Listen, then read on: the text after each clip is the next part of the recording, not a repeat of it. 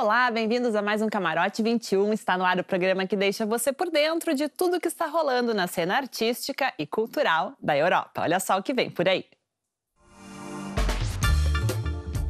Ícone da moda, uma retrospectiva da designer alemã Jil Sander. Fotografia em defesa da infância, o projeto Jovem Demais para se Casar. E uma sinfonia para comemorar a diversidade da Finlândia. Ele é um dos maiores nomes da pintura da atualidade, Georg Baselitz. O artista alemão fez fama na década de 60 com seus quadros de ponta cabeça. Aos 80 anos de idade, mais de 60 de carreira, Baselitz segue inconformado, virando a arte de pernas pro ar. As obras de Georg Baselitz viraram o mundo da arte de ponta cabeça. A marca registrada do pintor alemão são os quadros com figuras de cabeça para baixo. Em homenagem aos 80 anos de Baselitz, uma retrospectiva na Fundação Bayer, na Suíça, reúne diversas obras do artista.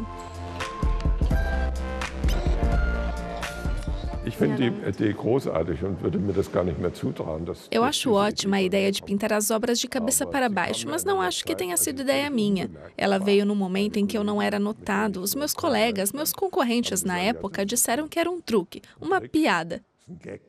Eu acho que é uma boa maneira de fazer imagens diferentes das que já existem. Com mais de 60 anos de carreira, Georg Baselitz também faz esculturas. Entre as mais famosas está a chamada Grupo BDM, uma das 10 esculturas que fazem parte da mostra. A retrospectiva inclui cerca de 80 pinturas cedidas por museus da Europa e Estados Unidos e foi planejada pelo próprio artista. Um dos pintores alemães mais célebres da atualidade, Georg Baselitz gosta da fama, mas tem os pés no chão.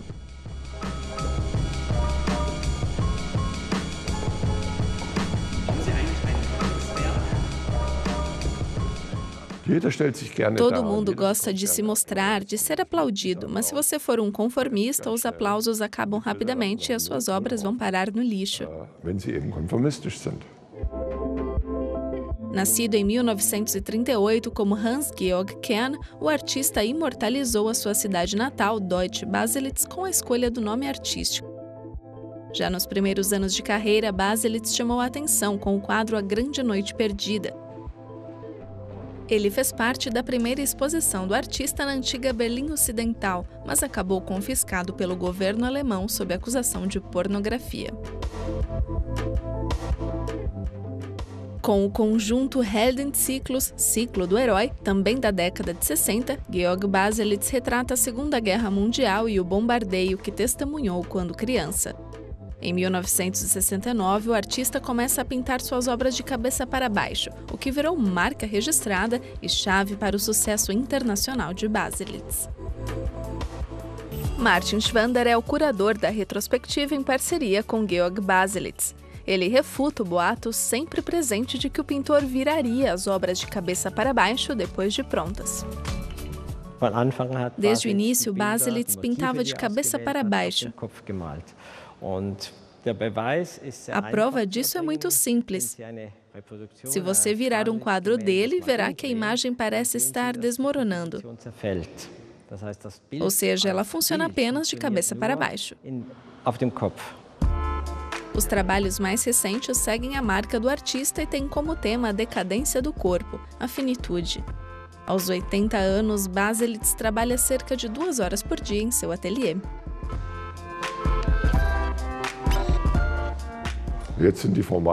Como agora as telas geralmente são bem grandes, não consigo mais fazer na vertical. Dá para ver umas gotas menores escorrendo. Agora coloco a tela no chão para pintar. A retrospectiva em homenagem aos 80 anos de Georg Baselitz fica em cartaz até 29 de abril na Fundação Bayer, na cidade de Basileia, na Suíça.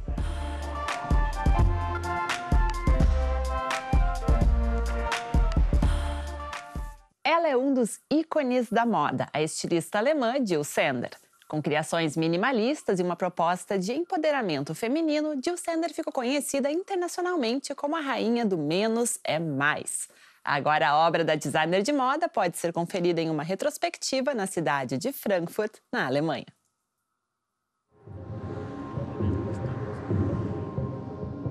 Quando o assunto é moda na Alemanha, um dos nomes mais citados é o de Jill Sander. A designer, que também tem uma linha de cosméticos e perfumes, segue um estilo elegante e discreto. Bem-sucedida não só como designer de moda, a empresária construiu um império no ramo. Se no passado fazia às vezes de modelo para campanhas da própria empresa, hoje raramente aparece em público. Jill Sander é uma revolucionária porque ela basicamente voltou a questionar as coisas. A marca da estilista são tecidos de boa qualidade, valorização da silhueta e novas técnicas de corte. Mas antes de alcançar o sucesso, as coleções eram tidas como uma cópia da moda masculina. Jill Sander hat den Frauen die Möglichkeit gegeben, Jill Sander deu às mulheres a oportunidade de chamarem atenção não como mulheres, mas como pessoas inteligentes. Ela disse que, a princípio, fazia moda para si mesma porque queria ser levada a sério como empresária. E acho que isso era muito importante para ela. Jill Sander queria fugir dos estereótipos e ser reconhecida por seu caráter, sua personalidade e determinação. Jill Sander fundou a primeira boutique em 1968, na cidade de Hamburgo, mas só no início dos anos 70 começou a criar as próprias coleções. Hoje ela é considerada um dos ícones da moda. Uma retrospectiva clássica não faz o gênero da estilista, conhecida pelas criações atemporais. Por isso, a exposição Jill Sander Presents não se restringe a uma linha cronológica. A moda de Jill Sander é duplamente atemporal. Primeiro, porque ela manteve um estilo próprio, mesmo em épocas muito diferentes. Seja no período do punk, no tempo das ombreiras dos anos 80, ela criou uma linha e a manteve. E também atemporal, porque ela está neste ramo há 50 anos. O tempo passou e ela permaneceu fiel ao estilo dela.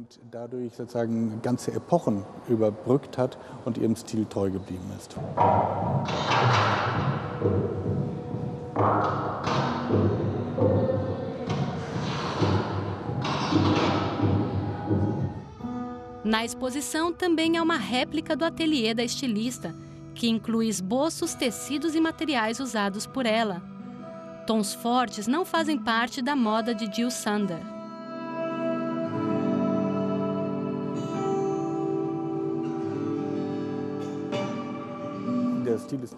É um estilo purista. Isso significa que ela dispensa tudo o que é desnecessário. Não há muitos enfeites ou estampas. O que vemos ali atrás é uma exceção. Esta é a última coleção dela, na qual ela realmente se libertou. Por isso usou essas estampas. E o prédio do Museu de Artes Decorativas de Frankfurt, projetado por Richard Meier, se encaixa perfeitamente no conceito da estilista, de que menos é mais. Tive a impressão de que ela imediatamente se sentiu à vontade com essa arquitetura leve de Richard Meier. Como se esse prédio fosse a representação dela de modernidade. Acho que essa transparência interior e exterior fez com que ela imediatamente pudesse imaginar este museu abrigando sua primeira exposição. Até mesmo ao projetar o jardim, ela não deixa nada ao acaso. Perfeição até o último detalhe. A moda de Jill Sander segue atemporal até hoje. A exposição Presents fica em cartaz até 6 de maio no Museu de Artes Decorativas de Frankfurt, na Alemanha.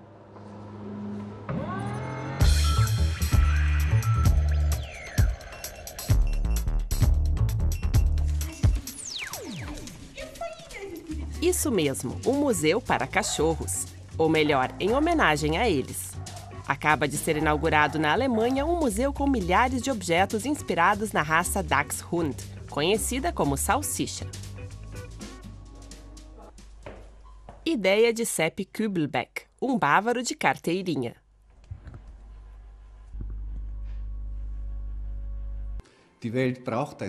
O mundo precisa de um museu do cão salsicha. A raça Dachshund captura a essência da Baviera. Nenhuma outra raça de cachorro é tão popular quanto o cão salsicha.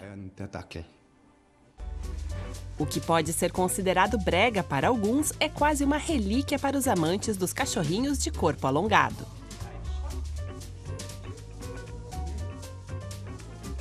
Entre os fãs da raça estão o físico Albert Einstein e o ator Leonard Nimoy, o Spock de Star Trek. Tem até um esboço do cão salsicha feito por ninguém menos que Pablo Picasso. O Museu Dackel está aberto aos visitantes na cidade de Passau, no sul da Alemanha.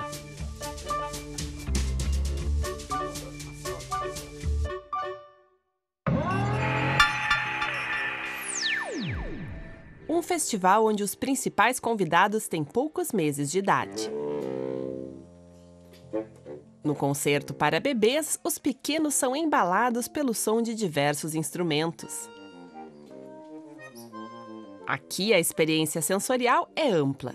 Junto com os familiares, os bebês são convidados a ouvir, sentir a música e, por que não, também fazer um som. O projeto, que teve início em Portugal, existe há alguns anos e já participou de festivais em diversos países, inclusive no Brasil. De acordo com o idealizador do projeto, o professor e musicólogo Paulo Lameiro, é nos primeiros dias e semanas de vida que o ser humano tem um nível maior de percepção e processamento sonoro. O concerto para bebês dura 45 minutos. Vale lembrar que ele é permitido apenas para menores de 3 anos e com limite de acompanhantes.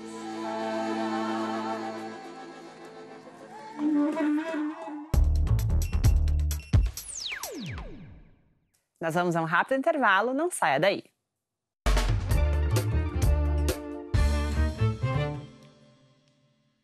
Bem-vindos de volta ao Camarote 21 aqui nos estúdios da DW, na Alemanha. Esse segundo bloco se dedica à arte política, a arte que se engaja para mudar o mundo. A arte que denuncia, a arte que alerta, a arte que inspira. Nós começamos com o projeto Too Young to Wed, Jovem Demais para se Casar. Com imagens desconcertantes, a fotógrafa Stephanie Sinclair retrata tradições opressoras de diferentes países, como o casamento forçado de menores.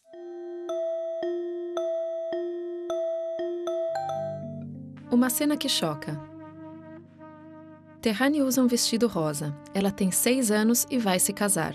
Seu noivo tem 25 anos.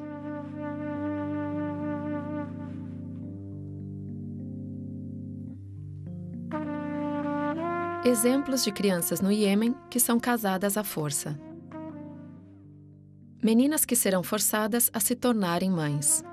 Há mais de 15 anos, a fotógrafa americana Stephanie Sinclair registra a situação opressora em que vivem meninas em todo o mundo. Por seu trabalho corajoso, ela já recebeu o prêmio Anja Niedringhaus, prêmio que leva o nome da repórter alemã assassinada no Afeganistão em 2014. Debito da Etiópia, grávida aos 14 anos. Ela não quer ter filhos, explica Sinclair, porque se considera muito jovem para isso. Mas mesmo assim está grávida. Na verdade, não são as fotos que me perseguem, mas as histórias dessas meninas. As imagens não são apenas fotografias para mim, são meninas. Sei o nome delas, as conheço, sonho com elas e não posso fugir disso. Para a National Geographic e a New York Times Magazine, ela fotografou meninas que vivem em um lixão. Assim como vítimas de ataques com ácidos. E de circuncisão feminina. Sinclair fotografa o que as pessoas não querem ver e gera uma enorme proximidade entre o público e sua câmera. Quase não há distância entre imagem e observador.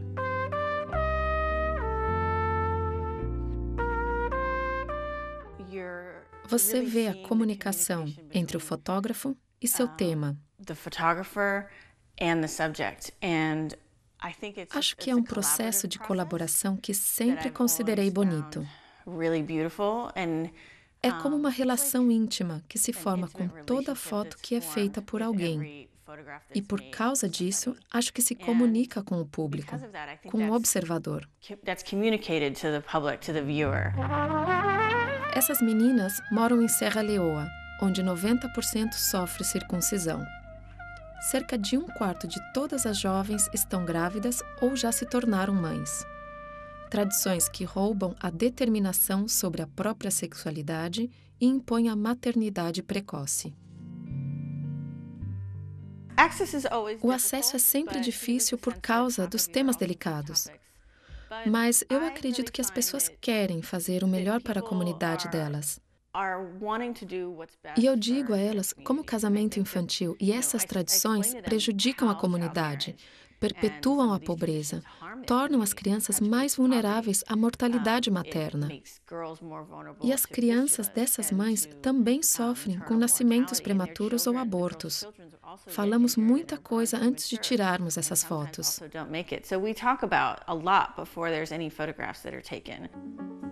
Stephanie Sinclair mora no interior dos Estados Unidos, ao norte de Nova York.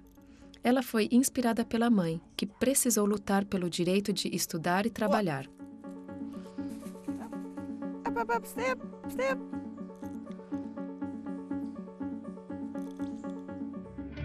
Há alguns anos, Sinclair começou a fazer filmes.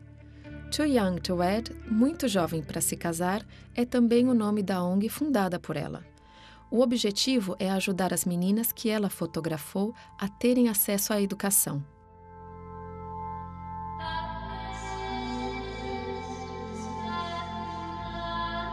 O projeto Too Young to Wed também recebia dinheiro do Fundo de População da ONU, mas com a eleição de Trump, as coisas mudaram. Em 2017, o governo americano deixou de financiar esses tipos de programas por eles apoiarem o aborto. O país parou de financiar o Fundo de População da ONU. Isso é terrível, porque essa é a única organização que ajuda garotas em lugares como a Nigéria, onde elas são raptadas pelo Boko Haram e forçadas a se casarem, a terem filhos. E agora não há mais ajuda para cuidar dessas meninas. Elas são as meninas mais vulneráveis do mundo. Como a própria artista define, este é um trabalho que vai muito além das fotos.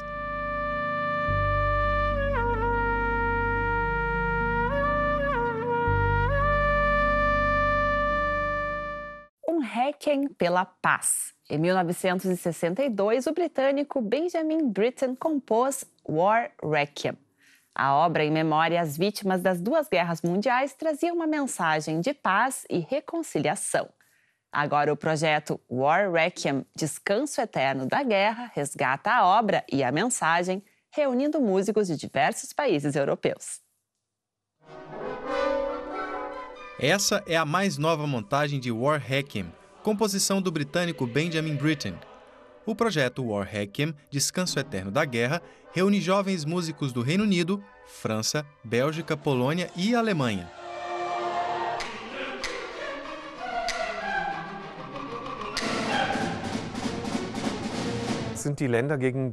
Esses são os países que estavam contra a Alemanha durante a Primeira e a Segunda Guerra Mundial. A ideia por trás deste projeto é que os descendentes daqueles que perderam seus avós e bisavós nestas guerras possam dar um exemplo de convivência pacífica.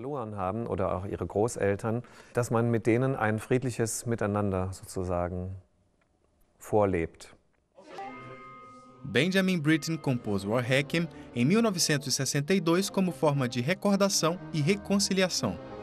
Uma obra para consagrar a nova Catedral de Coventry, que ficou em ruínas após a Segunda Guerra Mundial, assim como parte da cidade britânica.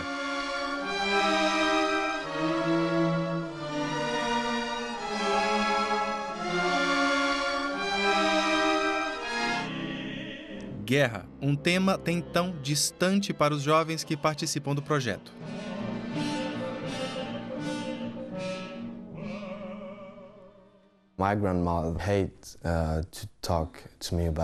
Minha avó odeia falar sobre isso. Mas um dia me disse: A única coisa que eu me lembro é de quando me escondi no porão.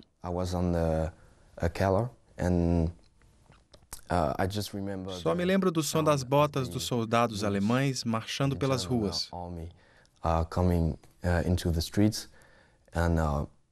Ela não fala muito sobre isso.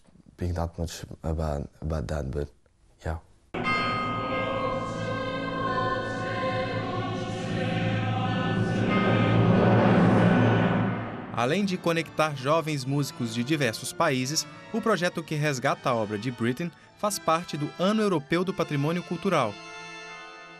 O lema de 2018 é Compartilhando o Patrimônio.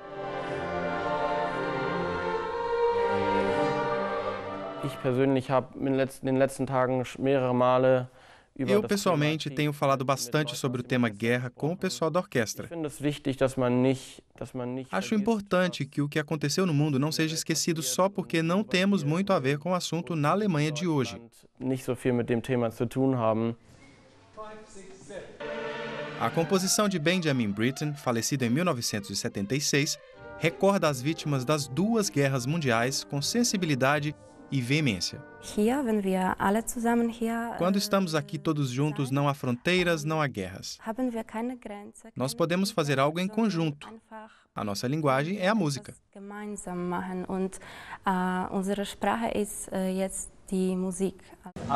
Uma mensagem que deve prevalecer e ecoar em tempos em que os sentimentos nacionalistas parecem crescer mundo afora. Infelizmente, o nacionalismo está em ascensão na Europa e o nosso projeto é um sinal bem claro contra isso. Mas é claro que é apenas uma gota no oceano. War Requiem, Descanso Eterno da Guerra, um projeto pela construção de uma cultura de paz.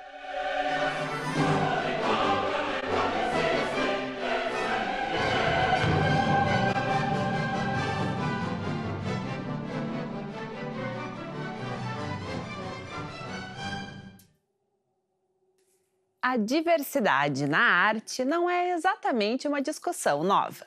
Mas você já imaginou como seria representar a diversidade genética de um povo com música? É o que os finlandeses resolveram fazer. Reunindo músicos e pesquisadores do Instituto de Medicina Molecular de Helsinki, surgiu a Sinfonia dos Extremos. Será que uma música conseguiria capturar a diversidade genética de um país?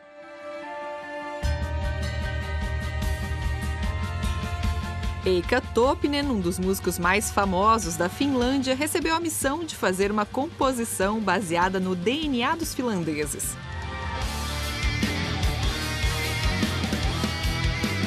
Os moradores da capital finlandesa dão seu palpite.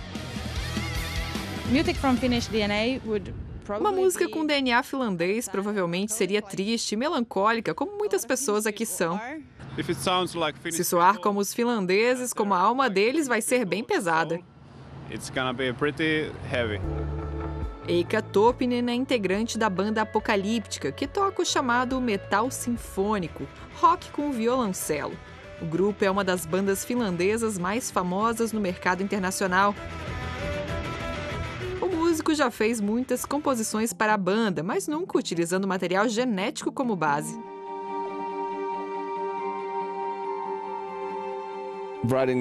Para falar a verdade, em um primeiro momento eu não fazia ideia do que significava escrever música a partir de DNA. Depois achei que a ideia poderia ser bem interessante, por isso decidi começar a pesquisar como isso funcionaria, saber o que realmente significava. Havia tantas possibilidades de abordagem que percebi que seria um grande desafio e quis fazer parte dele.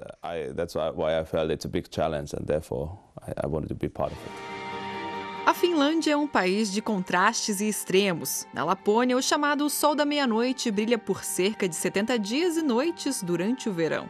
Em compensação, no inverno, o sol fica quase 2 meses sem dar as caras.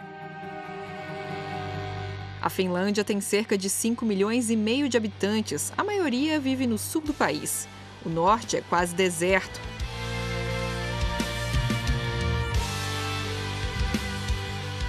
No Instituto de Medicina Molecular do país, os pesquisadores investigam há anos o DNA finlandês e descobriram diferenças curiosas.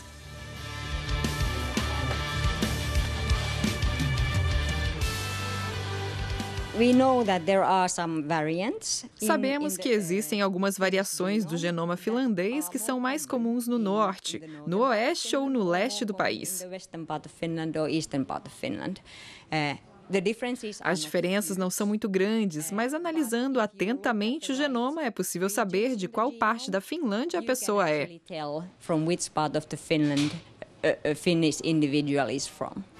As informações genéticas foram parar então nas mãos do compositor Jonathan Middleton, que usando algoritmos as traduziu para sequências sonoras. E com essas sequências sonoras, Eikka Topinen finalizou a Sinfonia dos Extremos. Muitas horas de trabalho em equipe para expressar a diversidade finlandesa. Para mim, também foi importante entender a mentalidade do povo finlandês, a história da nação, de onde viemos e por que o DNA finlandês é tão diverso. E eu também queria que os finlandeses se identificassem quando escutassem a música. Isso era tão importante quanto as cadeias de DNA, que para mim são apenas letras.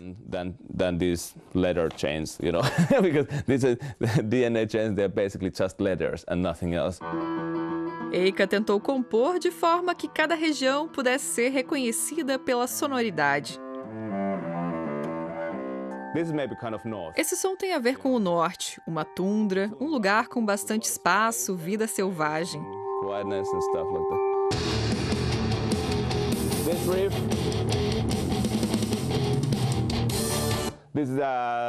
Esse riff veio direto do cromossomo Y.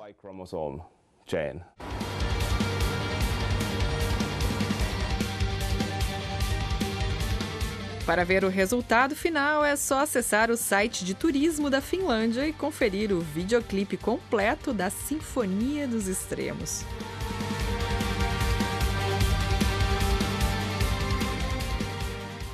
Esse foi o Camarote 21 de hoje. Muito obrigada pela companhia. Na semana que vem a gente volta, claro, mas até lá, quem ficar com saudades pode rever os nossos vídeos no YouTube. É só entrar no canal da DW Brasil e conferir a playlist do programa.